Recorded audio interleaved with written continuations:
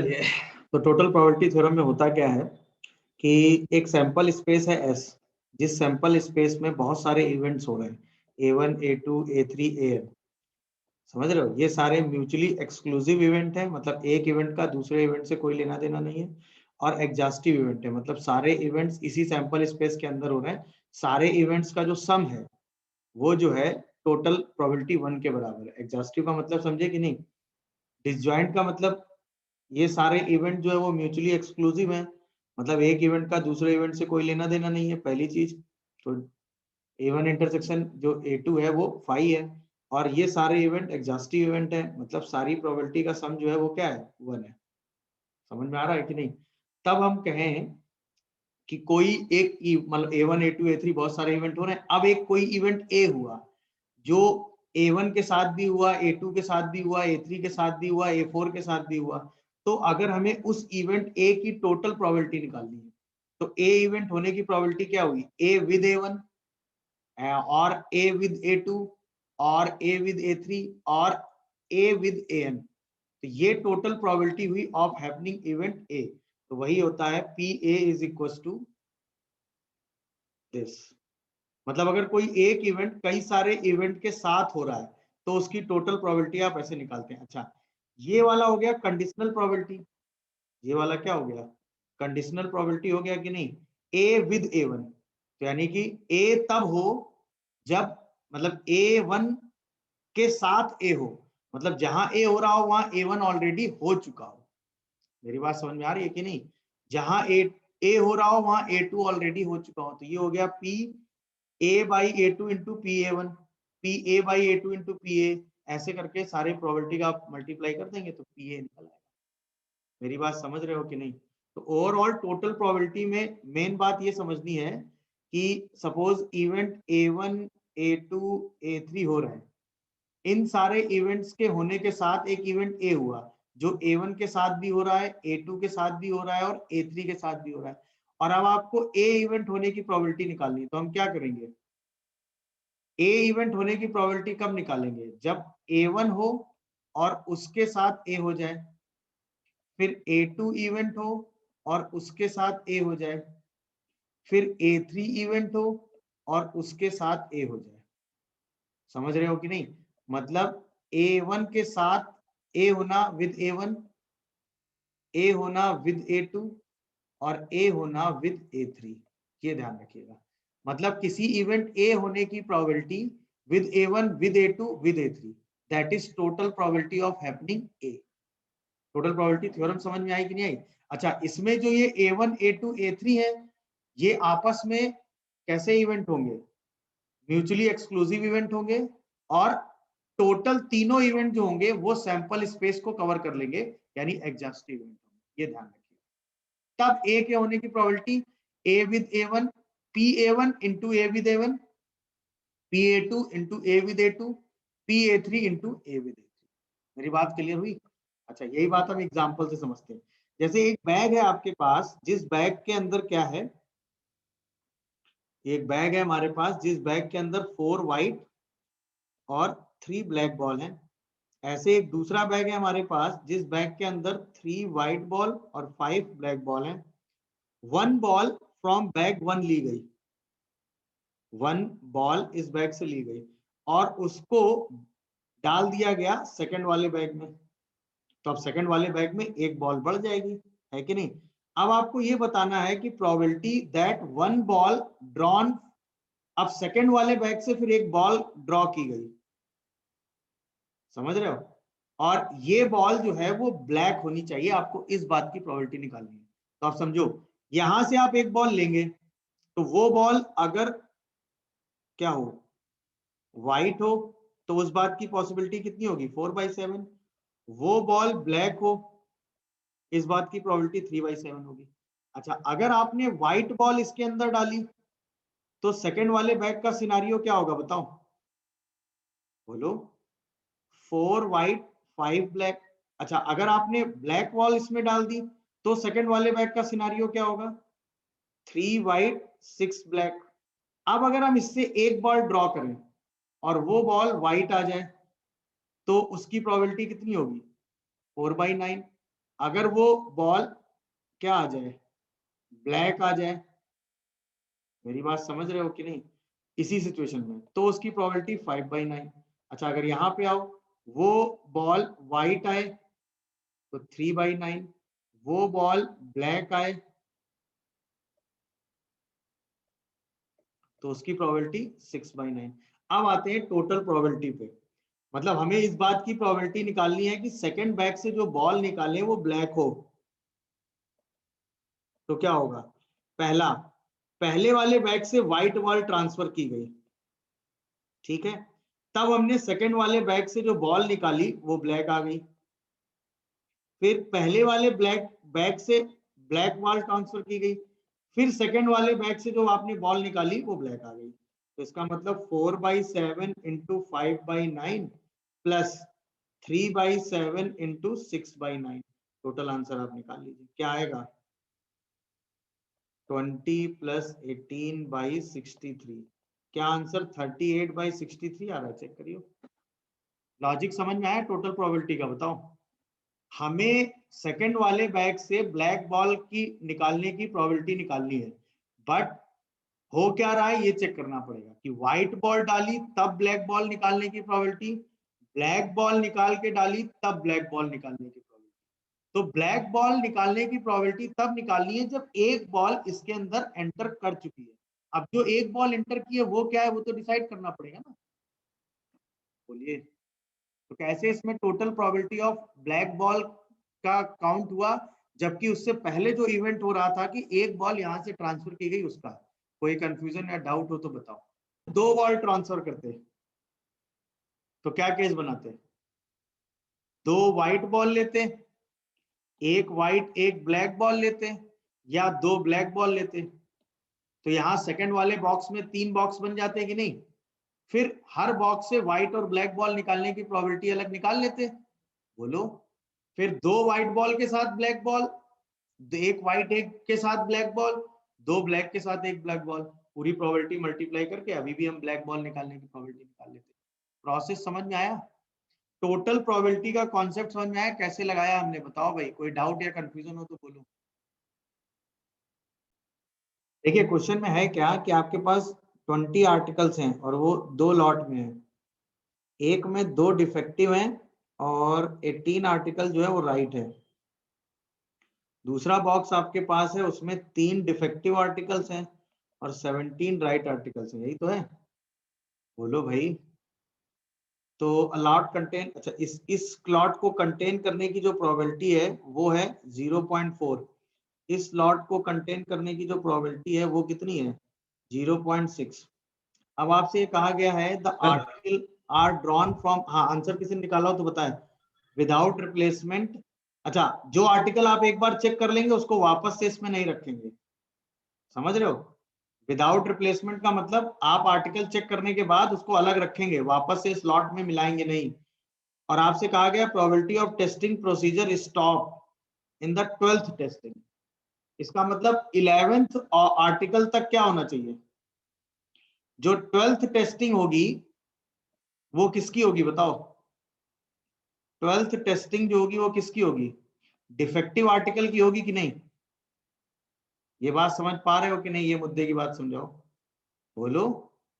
12th testing जो होगी वो डिफेक्टिव आर्टिकल की होगी कि नहीं बताओ, तो इसका मतलब 11th अप टू 11 टेस्टिंग क्या होगा, बोलो। पहले वाले लॉट में अप टू 11 टेस्टिंग में क्या रहा होगा और दूसरे वाले लॉट में क्या रहा होगा बताओ। अप टू 11 टेस्टिंग जो है आपने 10 राइट टेस्ट किए होंगे और एक डिफेक्टिव टेस्ट किया होगा, और इसमें आपने 9 राइट टेस्ट किए होंगे और 2 डिफेक्टिव टेस्ट किए होंगे, क्योंकि अगला वाला तो लास्ट में डिफेक्टिव ही निकलना है ना, बोलो भाई, अरे हाँ या ना ये बताओ।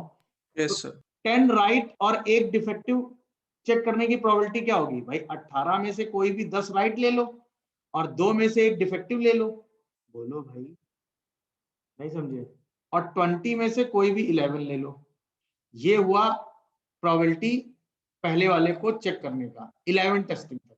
इसमें क्या है, 17 में से 9 राइट पिक कर लो, बोलो, और तीन में से कोई भी 2 डिफेक्टिव पिक कर लो, और टोटल क्या करो 20 में से कोई भी 11 ऑब्जेक्ट कर लो। ये सेकंड वाली टेस्टिंग हुई अप टू 11 तक, हाँ या ना? सही है ना? यहां तक कोई कंफ्यूजन हो तो बताओ, बोलिए। अच्छा, अब जो 12th वाली टेस्टिंग होगी,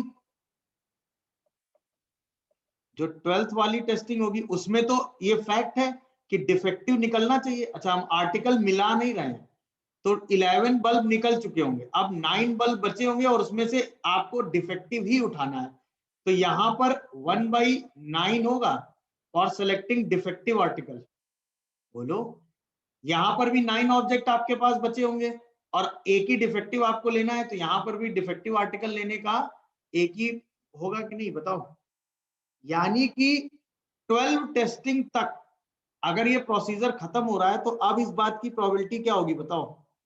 पहला बॉक्स आपने उठाया 0.4 से, ठीक है, इसके बाद उसमें 11 टेस्टिंग की, तो 18C10 into 2C1 by 20C11, और 12th वाली टेस्टिंग में सारे ऑब्जेक्ट आ गए, दोनों को मल्टीप्लाई कर दो।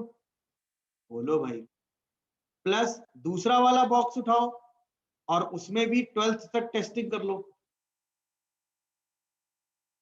उसमें भी क्या करो 12th तक टेस्टिंग कर लो। सर लॉट तो एक ही दिया गया था। नहीं, 2 लॉट थे ना, नहीं 2 थे ना, एक ये लॉट था और एक में 3 थे। नहीं, लॉट 20 आर्टिकल्स के थे, लॉट में अगर 2 डिफेक्टिव बल्ब्स हैं तो ये प्रोबेबिलिटी है, लॉट में अगर 3 डिफेक्टिव बल्ब्स हैं तो ये प्रोबेबिलिटी है, तो 2 लॉट हो गए ना। बोलो, अगर एग्जैक्टली 2 डिफेक्टिव बल्ब्स हैं तो ये लॉट मतलब एक हुआ, और 3 डिफेक्टिव बल्ब है तो ये हो गया। नहीं समझे? समझ गया सर, समझ गया। तो डिफेक्टिव बल्ब के हिसाब से 2 कैटेगरी बन गई ना लॉट की। तो पहले वाले लॉट को लेकर उसमें 12 टेस्टिंग करो और तीनों डिफेक्टिव बल्ब निकाल लो, समझ गए। दूसरे वाले को सॉरी 2 डिफेक्टिव निकाल लो, दूसरे वाले लॉट को लो 12 टेस्टिंग करो और उसमें से तीनों डिफेक्टिव निकाल लो। तो ऑब्वियसली 12th वाली टेस्टिंग में तो डिफेक्टिव ही आना चाहिए, उससे पहले वाली टेस्टिंग तक पहले वाले लॉट में 1 डिफेक्टिव आ जाना चाहिए और दूसरे वाले लॉट में 2 डिफेक्टिव आ जाने चाहिए। कोई कंफ्यूजन आ रहा हो तो बताइए, नहीं समझे मेरी बात? बोलो भाई। अब बस आराम से आप टोटल प्रोबेबिलिटी लगा दीजिए, दोनों को उठा के क्या कर दीजिए, मल्टीप्लाई और सिंप्लीफाई, देखिए क्या आंसर आ रहा है। प्रोसेस समझ में आया कि नहीं? 12 टेस्टिंग तक सारे डिफेक्टिव बल्ब चेक करने की प्रोबेबिलिटी क्या हुई, पहला वाला बॉक्स उठाया 11 तक चेक किया, 12th वाले में तो डिफेक्टिव ही लाना है, तो 11 तक एक डिफेक्टिव आ जाना चाहिए, तो ऑब्वियसली 10 राइट आने चाहिए। बोलो, अच्छा विदाउट रिप्लेसमेंट है, समझ गए। तो या तो आप इसको ऐसे लिखो या आप ऐसे भी लिख सकते थे कि भाई पहला बल्ब चेक किया 1/20, मतलब क्या नाम है 18/20, दूसरा बल्ब चेक किया 17/19, तो वो प्रोडक्ट वही बन जाएगा। तो सीधे हमने यहाँ तक ये लॉट सेलेक्ट करके कंबाइन करके प्रोबेबिलिटी निकाल दी। लास्ट वाले में क्योंकि 9 बल्ब बचे थे उसमें से एक ही डिफेक्टिव उठाना था, 9 बल्ब बचे थे उसमें से एक ही डिफेक्टिव उठाना था, उन दोनों प्रोबेबिलिटी को मल्टीप्लाई कर दिया, सॉल्व कर दिया आंसर। मेरे हिसाब से अब ये प्रोसेस, क्वेश्चन समझे कि नहीं? टोटल प्रोबेबिलिटी, डिफेक्टिव 2 लॉट में डिफेक्टिव पीसेस कलेक्ट करने के लिए आपने प्रोसेस लगाया है। तो सबसे पहले 11 तक गए, फिर 12 वाली टेस्टिंग, 11 तक गए 12 वाली टेस्टिंग, तो पहला बैग लेके 12 टेस्टिंग, दूसरा लॉट लेके 12 टेस्टिंग, डिफेक्टिव बल्ब निकाल दिए। 2 लॉट इसलिए हैं क्योंकि एक लॉट में एग्जैक्टली 2 डिफेक्टिव हैं, एक लॉट में एग्जैक्टली 3 डिफेक्टिव। देख लीजिए, कोई कंफ्यूजन आ रहा हो तो बताइए। गुड, चलिए ये वाला क्वेश्चन देखिए, आसान है, इसको आराम से करके मुझे आंसर बताइएगा। आई एक्सपेक्ट कि इसका आंसर आप सभी से सही होना चाहिए। 1-2 मिनट का टाइम, एक के बाद दूसरा आपने बस इवेंट होने की पॉसिबिलिटी निकाल ली। भाई 2 ग्रुप आपके पास हैं, सही है ना। पहले ग्रुप में क्या है, 5 साइंस सब्जेक्ट है और 3 इंजीनियरिंग सब्जेक्ट है। दूसरे वाले ग्रुप में क्या है, 3 साइंस सब्जेक्ट है और 5 इंजीनियरिंग सब्जेक्ट है। तो अगर मैं आपसे बोलूं इससे इंजीनियरिंग सब्जेक्ट लेने की प्रोबेबिलिटी क्या होगी, 3/5, नहीं सॉरी 3/8। बोलो भाई, और इससे इंजीनियरिंग सब्जेक्ट लेने की प्रोबेबिलिटी क्या होगी, बताओ, बताइए भाई। 5/8। ये सबको समझ में आ रहा है? मतलब पहले वाले लॉट से इंजीनियरिंग सब्जेक्ट लेने की प्रोबेबिलिटी दैट इज 3/8, दूसरे वाले लॉट से इंजीनियरिंग सब्जेक्ट लेने की प्रोबेबिलिटी दैट इज 5/8। अब लॉट कैसे सेलेक्ट कर रहे हैं? डाइस टॉस करके। अगर 3 और 5 आ रहा है, बोलो, तो पहला लॉट ले रहे हैं। तो अगर हम डाई की बात करें फॉर 3 और 5, तो इस बात की प्रोबेबिलिटी क्या होगी बताओ?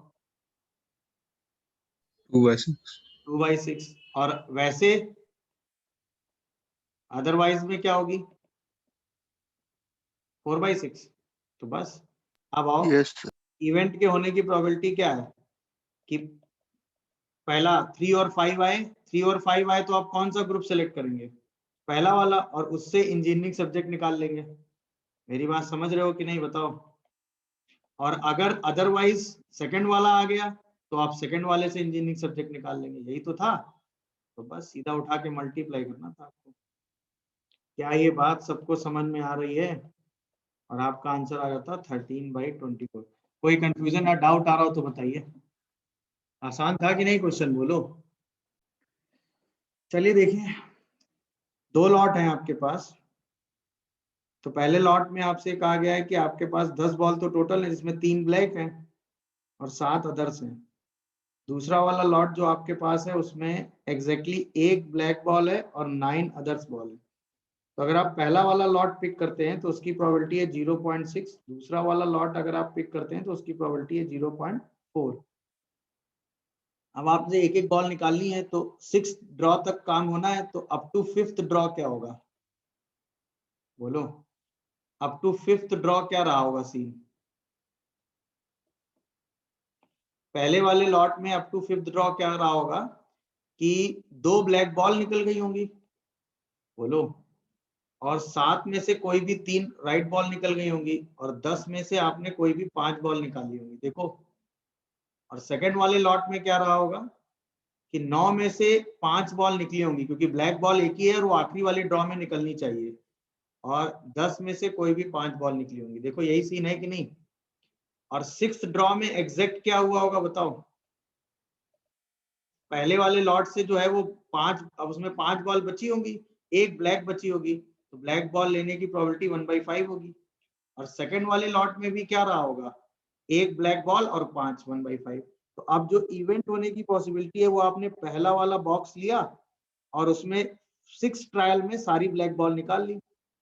तो 3C2 7C3, 7 × 6 × 5/6, और 10C5 10 × 9 × 8 × 7 × 6 × 5 4 3 2, और साथ में एक 1/5। देखिए भाई, सेकंड वाला लॉट आपने लिया, उसमें 9C5 है, तो 9, इसके बाद 9 8 7 6 और 5। बोलो भाई, 9 8 7 6, बस यही ना, डिवाइडेड बाई 5 4 3 2 1। बोलो, नहीं? अरे बताओगे भाई?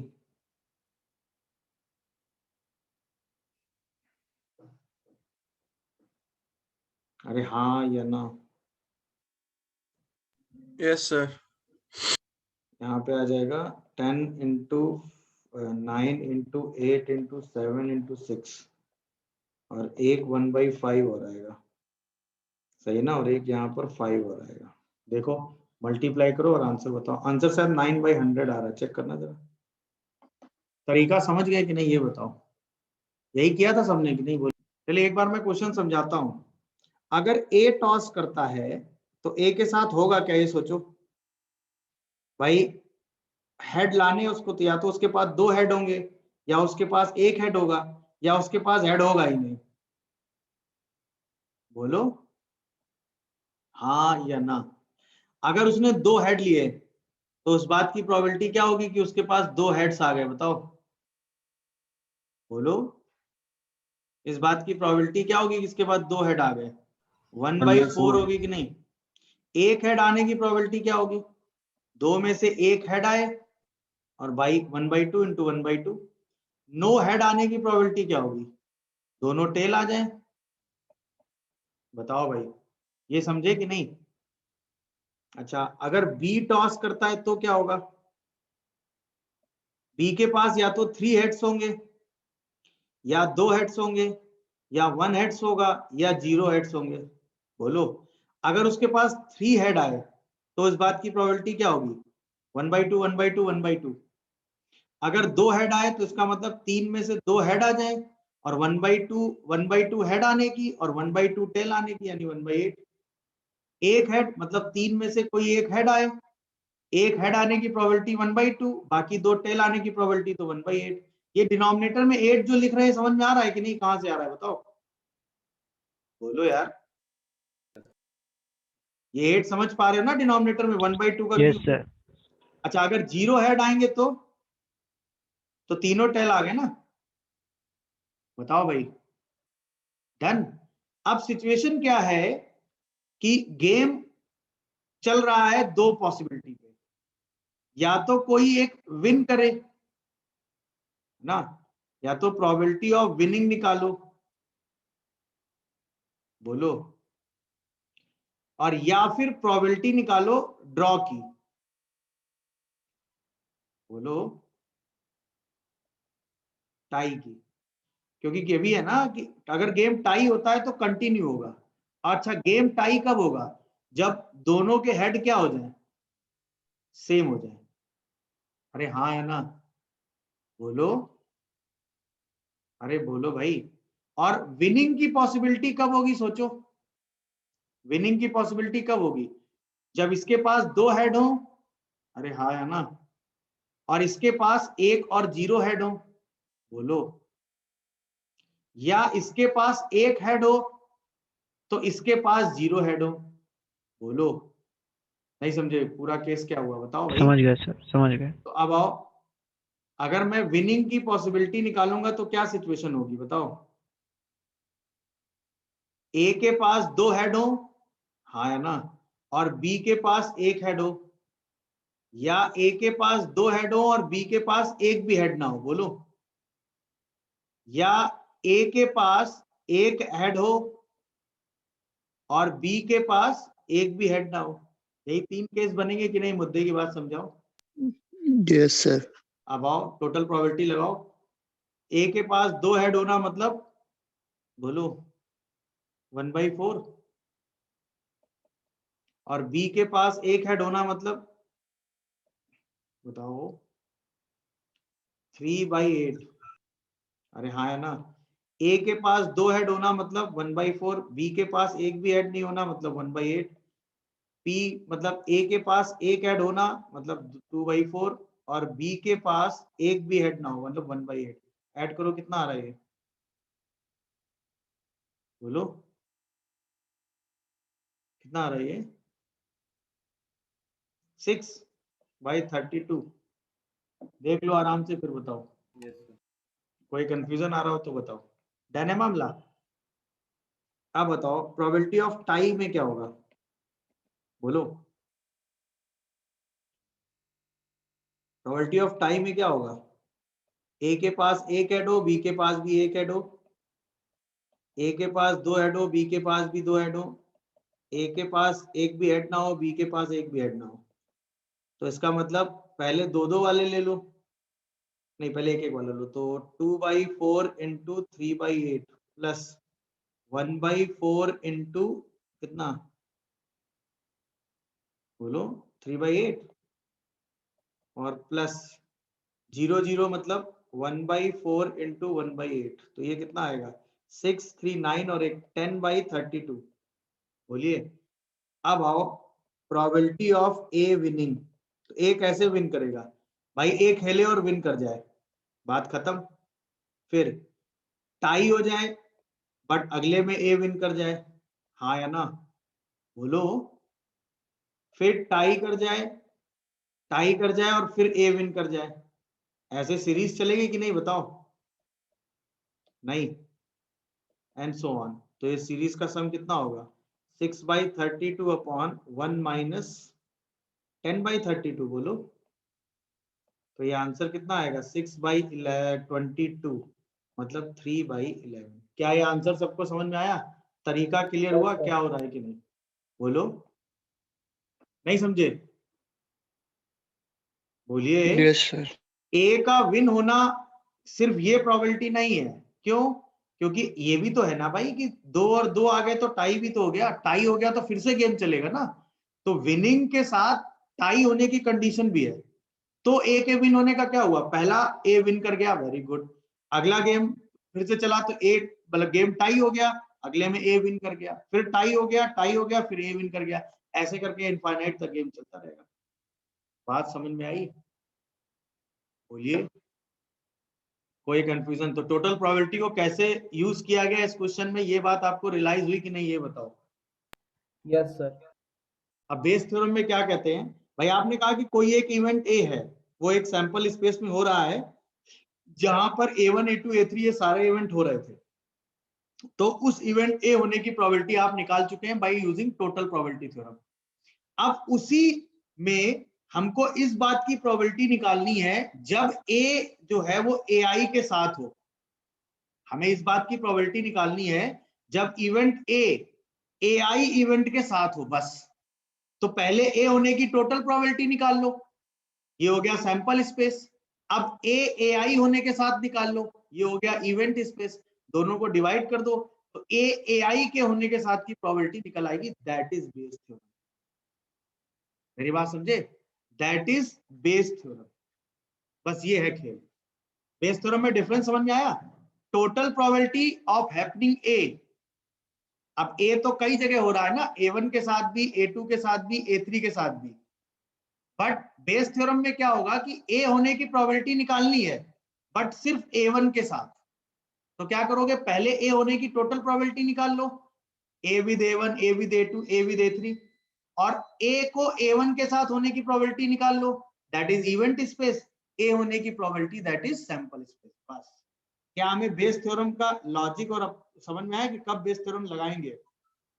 बोलो। Yes sir. जब टोटल प्रोबेबिलिटी का कोई एक पोर्शन हो रहा होगा तब उस बात की प्रोबेबिलिटी आपको निकालनी है। क्या ये बात आपको क्लियर हो रही है? ये बताओ। जैसे अब नीचे के एग्जाम्पल लिखा है वो एग्जाम्पल हम समझेंगे तो आपको समझ में आएगा। देख लीजिए, कोई कंफ्यूजन आ रहा हो तो बताइए।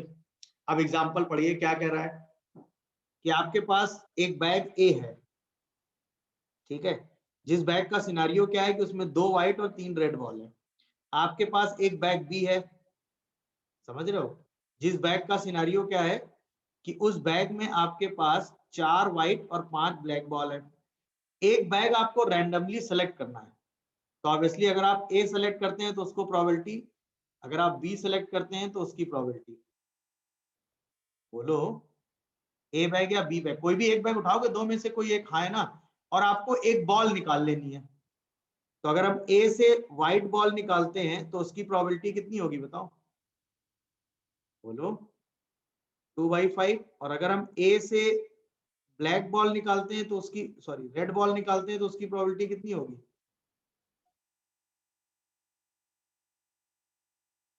बोलो। अगर हम ऐसे रेड बॉल निकालनी है क्या हमें? नहीं, व्हाइट ही बॉल तो निकालनी है ना। सही है। इससे व्हाइट बॉल निकालोगे तो इसकी प्रोबेबिलिटी क्या होगी बताओ? 4/9। अब आपसे पहले तो कहा गया कि व्हाइट बॉल निकाली गई है, तो पहले तो व्हाइट बॉल निकालने की प्रोबेबिलिटी देखो। पहला बैग लिया गया, व्हाइट बॉल निकाल ली गई, दूसरा बैग लिया गया और व्हाइट बॉल निकाल ली गई, हाँ है ना। अब आपको इस बात की प्रोबेबिलिटी निकालनी है कि जो ये आप व्हाइट बॉल निकाल रहे हैं वो बैग बी से है। तो इसका मतलब बी बैग से व्हाइट बॉल निकाल लो और टोटल प्रोबेबिलिटी से डिवाइड कर दो। देख लो, कोई कंफ्यूजन आ रहा हो तो बताओ, हाँ या ना। तो आंसर आपका कितना आ रहा है बताओ? 4/9 अपॉन 2/5 प्लस 4/9। शायद ये 10/19 आ रहा है, चेक करिए जरा। बोलो भाई, नहीं समझे खेल क्या हुआ बताओ, बोलो भाई।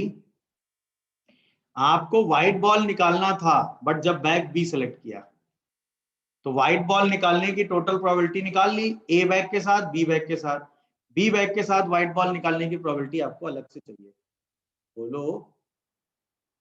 देखिए क्या था, पहला केस क्या था, दो पॉसिबिलिटी चलेंगी कि मिसिंग कार्ड जो है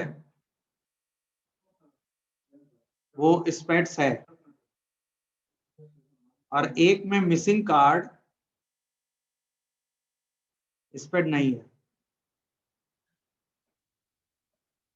ये समझे कि नहीं? तो अगर मिसिंग कार्ड स्पेट होगा तो इस बात की प्रोबेबिलिटी होगी, भाई 4 सूट होते हैं तो उसमें से एक स्पेट को सिलेक्ट करके उसको मिसिंग कर दो, और अगर मिसिंग कार्ड स्पेट नहीं होगा तो रेस्ट 3/4 हो गया।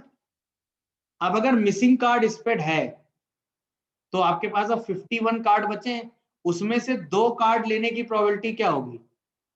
बोलो बोलो। 2 कार्ड ले रहे हो और दोनों कार्ड स्पेड होने चाहिए। बोलो भाई बोलो। ऑब्वियसली आपके पास मिसिंग कार्ड भी स्पेड है तो 12 में से कोई 2 कार्ड लो और 51 में से 2 कार्ड ले लो। इसमें आओ, प्रोबेबिलिटी ऑफ 2 कार्ड्स, और जो कि स्पेट्स हैं, इनको लेने की प्रोबेबिलिटी क्या होगी बताओ? अब 13 है, 13 में से 2 लो, 51 में से कोई 2 ले लो। देख लीजिए, कोई कंफ्यूजन आ रहा हो तो बताइए। यहां तक ओके हो भाई? शुरुआत वाला बता दीजिए 1/4 बोलो क्या क्या कहाँ फंस गए ये बताओ। 3/4 ये अच्छा, ये 1/4 और 3/4 नहीं समझ में आया है भाई? आपके पास टोटल 4 सूट थे, ध्यान से ऑब्जर्व करिएगा, है ना? ऐसे 4 सूट होते हैं ना आपके पास, उसमें से एक सूट सेलेक्ट करना है जिसको मिसिंग कराना है, तो उसकी प्रोबेबिलिटी 1/4 ही हुई ना? बोलो हाँ या ना। स्पेट का कौन सा कार्ड मिसिंग है ये आपसे नहीं कहा गया है, कोई भी स्पेट का एक कार्ड मिसिंग है ये आपसे कहा गया है। तो 4 सूट में स्पेट वाला ही सूट का कार्ड मिसिंग होना चाहिए, ये आपसे कहा गया है। आप समझे बात को कि नहीं? Yes sir. तो आप बताओ टोटल प्रोबेबिलिटी क्या हुई बेस थ्योरम से? हमें इस बात की प्रोबेबिलिटी निकालनी है कि 2 स्पेट कार्ड मिसिंग हो। बोलो बोलिए, मतलब स्पेट कार्ड मिसिंग हो और तब 2 स्पेट कार्ड लेने की प्रोबेबिलिटी निकालनी है। तो इवेंट की प्रोबेबिलिटी क्या होगी? 1/4 into 12c2 by 51c2 upon 1/4 into 12c2 by 51c2 plus 13c2 by 51c2 into 3/4। इसी को सॉल्व करना था। इसी पे आप कह रहे हो ना कैलकुलेशन ज्यादा है? किसी ने कैलकुलेशन किया है कि नहीं ये बताओ, बताओ भाई।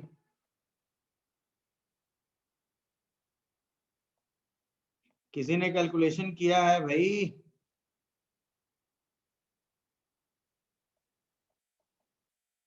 या एक काम करो ना, इसको तो सीधा हटा ही दो, इसको डिस्टर्ब ही ना करो। सर 11/50। हाँ आंसर 11/50 है। इसको सीधा ये देखो 451 इसको तो डिस्टर्ब ही ना करो ना, ये तो फालतू डिस्टर्बेंस करने का कोई मुद्दा ही नहीं बन रहा। ऊपर से ले लो 12 into 11, नीचे से ले लो 12 into 11 plus 3 into 13 into 12, add मार दो।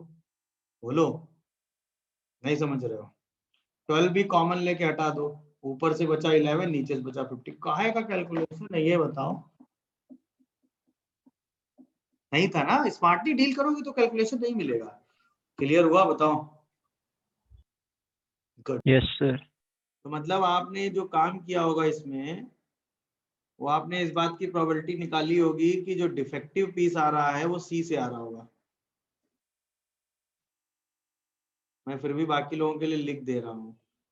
तो इसका मतलब जो डिफेक्टिव पीस आया होगा वो सी से आया होगा, और फिर आपने सी सेलेक्ट किया होगा, फिर आपने ए सेलेक्ट किया, डिफेक्टिव पीस फ्रॉम ए, यही तो कर रहे होगे।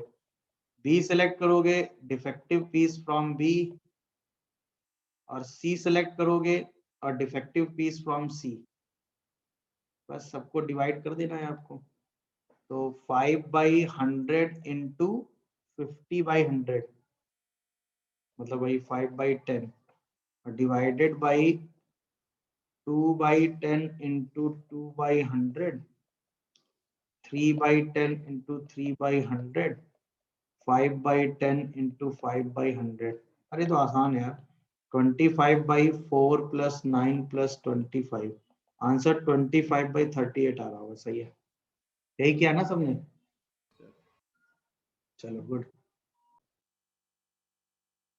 पहली चीज ये लेट आने की प्रोबेबिलिटी और आपको ऑफिस में टाइम पे पहुंचना है। पहला खेल तो यही खेला गया था आपके साथ, बोलो। तो probability of office in time क्या होगा बताओ? पहला, वो आए किससे? बाई कार और टाइम पे पहुंचे। फिर वो बाई बस आए, बाई स्कूटर आए और टाइम से पहुंचे। फिर वो बाई कार आए, नहीं बाई बस आए, बोलो, और टाइम से पहुंचे। फिर वो बाई कार आए, सॉरी बाई ट्रेन आए ना, बोलो भाई, और टाइम पे पहुंचे। यही तो था, देख लो सब लोग।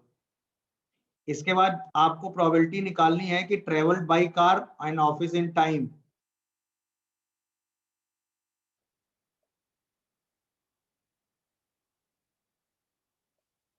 एंड ऑफिस इन टाइम का प्रोबेबिलिटी क्या हुई? Travel by car and office in time. देख लो यही आ रहा है, सॉरी 1/7 इंटू 7/9। देखो यही है क्या, बताओ? 1/7 Yes, into sir. 7/9, 3/7 into 8/9, 2/7 into 5/9। Answer जो मैं बता रहा था वही आ रहा है क्या? No, sir. 1/7 ही आ रहा। देख लो यार कैलकुलेशन। यस सर 1/7 आ रहा है। 1/7 आ रहा है।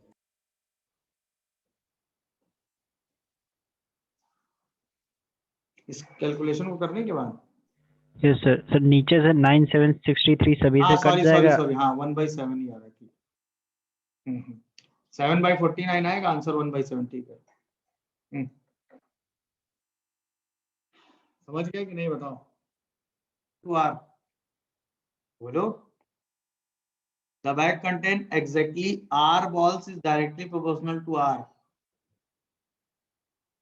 मतलब अगर आपने बैग का वो केस लिया है जिसमें R आपके पास क्या है, व्हाइट बॉल्स, तो N-R ब्लैक बॉल होंगी कि नहीं होंगी?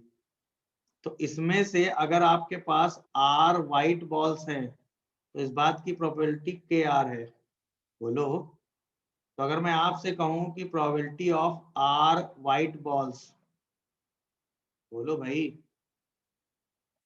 आर की वैल्यू 0 से लेके n तक जा सकती है, तो इस पूरी प्रोबेबिलिटी का सम 1 होगा कि नहीं होगा बताओ? हाँ या ना, बोलो भाई। तो k sigma r equal to 0 से लेके n r, ये सम कितना होगा? 1 होगा कि नहीं होगा बताओ? तो k की वैल्यू यहां से कितनी आएगी? 1/n into n+1/2। ये बात दिख रही कि नहीं सबको बताओ? बोलो। तो probability of r white ball आपके पास कितना आ जाएगा? नहीं समझ रहे हो मेरी बात, बताओ कितना आ जाएगा? 2R/n into n+1। देख लो, कोई कंफ्यूजन आ रहा हो तो बताओ। अब 1 होगा तो इसके लिए, 0 होगा तो उसके लिए। ये बात आप निकाल लेंगे कि नहीं बताओ? अब आपको एक बॉल बैग से निकालनी है और वो बॉल व्हाइट होनी चाहिए, सही है ना? तो सिचुएशन क्या है? एक बॉक्स हो जिसके अंदर एक भी व्हाइट बॉल ना हो, सारी की सारी ब्लैक हो। एक बॉक्स हो जिसके अंदर एक व्हाइट बॉल हो और n-1 ब्लैक हो। एक बॉल हो जिसके अंदर 2 व्हाइट हो और n-2 ब्लैक हो। ऐसे ही एक बॉक्स होगा जिसके पास r व्हाइट और n-r ब्लैक होंगी। इससे अगर हम एक व्हाइट बॉल निकालें तो इसकी प्रोबेबिलिटी क्या आएगी? आर में से कोई भी एक व्हाइट बॉल निकाल लो और एन में से कोई बॉल निकाल लो, तो क्या ये आर बाई एन होगा, ये बताओ, बोलो। अरे हाँ या ना, बोलिए। इससे एक व्हाइट बॉल लेने की प्रोबेबिलिटी क्या होगी, बोलो भाई। Yes sir, R by N. R by N होगी कि नहीं? अरे हाँ या ना। अब आओ, तो टोटल प्रोबेबिलिटी हमारे लिए क्या आएगी, इवेंट की प्रोबेबिलिटी। जब आपके पास एक व्हाइट बॉल हो तो वो वाला बैग ये रहा, तो इसमें आर की वैल्यू कितनी रखोगे, 1, तो 2/n इंटू एन प्लस 1, तो यही हो गया। अब इसमें से अगर एक व्हाइट बॉल निकालोगे तो इसकी प्रोबेबिलिटी 1/n हो गई, डिवाइडेड बाई, यहां पर आओ, आर की वैल्यू 0 से लेके n तक जा रही है, बोलो 2r/n इंटू एन प्लस 1, ये बैग लेने की प्रोबेबिलिटी हो गई और ये बॉल लेने की प्रोबेबिलिटी हो गई। क्या ये कैलकुलेशन सबको दिखा, ये बताओ, बोलो। 0 वाला बैग लो, उससे बॉल निकाल लो व्हाइट, 1 वाला बैग लो, उससे बॉल निकाल लो, 2 वाला बैग लो, उससे बॉल निकाल लो और सबको डिवाइड कर दो। क्या यही केस है, बताओ भाई। तो आंसर आपका क्या आ रहा है, 2/n स्क्वायर n प्लस 1 और whole divided by R square बनेगा। तो 2/n स्क्वायर n प्लस 1 और n into N plus 1 into 2n plus 1 by 6, ये और ये कैंसिल, आंसर ये आ रहा है 6 into n plus 1 into 2n plus 1। Check करियो। मेरे हिसाब से तरीका सबको समझ में आया होगा, किसी को कोई कंफ्यूजन आ रहा हो तो बताइए, बोलिए। और एग्जॉस्टिव है भाई, आपके पास आर की वैल्यू 0 से n तक है ना, तो या तो 0 white, 1 white, 2 white, r white, n white, total सारे केस का सम जो है वो टोटल सैंपल स्पेस बनेगा ना, नहीं। ओके सर, बनाएगा। टोटल सैंपल स्पेस क्या है, आपके पास n व्हाइट बॉल हो सकती है मैक्स, तो उसको कैसे डिवाइड करोगे, 0 white ball, 1 white ball, 2 white ball, 3 white ball, 4 white ball, ऐसे n व्हाइट बॉल। तो इसका मतलब हर व्हाइट बॉल होने की जो प्रोबेबिलिटी होगी उन सबका सम कितना होगा, 1 होगा। ये आपने पढ़ा था ना टोटल थ्योरम में कि सारे इवेंट अगर एग्जॉस्टिव होते हैं तो सारी प्रोबेबिलिटीज का सम 1 हो जाता है, याद आया? यस। नहीं आया, बस इसीलिए, समझ गए ना आप भाई। स्टार्टिंग में जो आपके पास सेटअप है, उस सेटअप में आपके पास 10 बॉल्स हैं, जिसमें से 6 व्हाइट हैं और 4 किसी भी कलर की हैं, कोई मतलब नहीं। आपको इसमें से 5 बॉल्स निकालनी है, तो 5 बॉल्स जो आप निकालने वाले हैं, खेल उन्हीं से शुरू होगा। या तो वो पांचों व्हाइट हो, या 4 व्हाइट 1 अदर हो, 3 व्हाइट 2 अदर हो, बोलो, 2 व्हाइट 3 अदर हो, 1 व्हाइट 4 अदर हो, या पांचों अदर हो जाए। टोटल कितने केस आपके सामने आ चुके हैं, बताओ भाई, 6। समझ गए कि नहीं? अब इससे आपको एक बॉल निकालनी है, अगले ये 6 बॉक्स बन गए। इसके बाद अब आपको एक बॉल निकालनी है और वो व्हाइट होनी चाहिए। तो अगर पहले वाले से व्हाइट बॉल निकालोगे तो उसकी प्रोबेबिलिटी क्या होगी, बताओ, बोलो। 1/, कितनी होगी एक व्हाइट बॉल निकालने की प्रोबेबिलिटी, 1/5 होगी कि नहीं, बोलो भाई। नहीं समझ रहे हो? यस सर, समझ रहे यहां से निकालोगे तो क्या होगी, नहीं, यहां से व्हाइट बॉल निकालोगे तो प्रोबेबिलिटी कितनी होगी, 1 ही तो होगी। अरे बताओ भाई, 5c1/5c1, यहां से होगी तो कितनी होगी, 4/5, यहां से निकालोगे तो व्हाइट बॉल 3/5, यहां से निकालोगे तो व्हाइट बॉल 2/5, यहां से निकालोगे व्हाइट बॉल 1/5, यहां से व्हाइट बॉल आएगी नहीं, डन। अब यहां से 5 व्हाइट बॉल लेने की प्रोबेबिलिटी कितनी होगी, बताओ, बोलो, कितनी होगी बताओ। टोटल आपके पास 6 बॉल थी, उसमें से 5 व्हाइट बॉल आपने ले लिए हैं, तो प्रोबेबिलिटी कितनी होगी, 6c5/10c5, या सारी बॉल आइडेंटिकल है तो सीधा 6/10। अरे बोलो यार, नहीं समझ रहे हो क्या? 4 व्हाइट बॉल और एक अदर लेने की प्रोबेबिलिटी कितनी होगी, बोलो।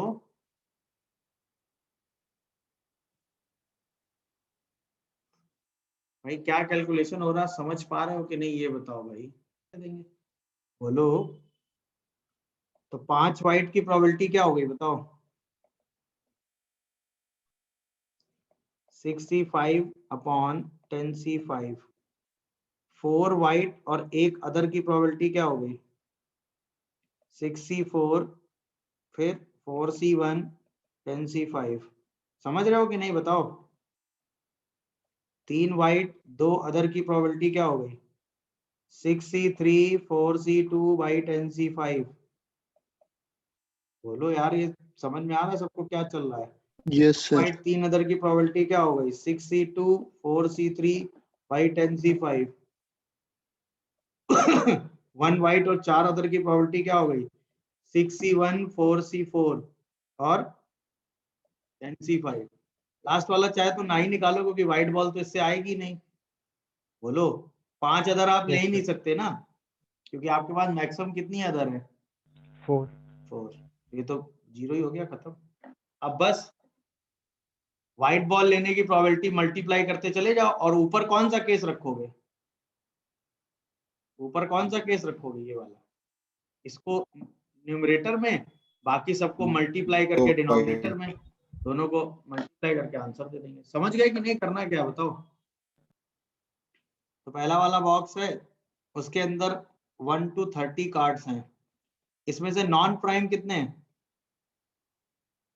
नॉन प्राइम नंबर 1 से 30 में कितने होते हैं, प्राइम काउंट कर लो, नॉन प्राइम तो मिल ही जाएंगे।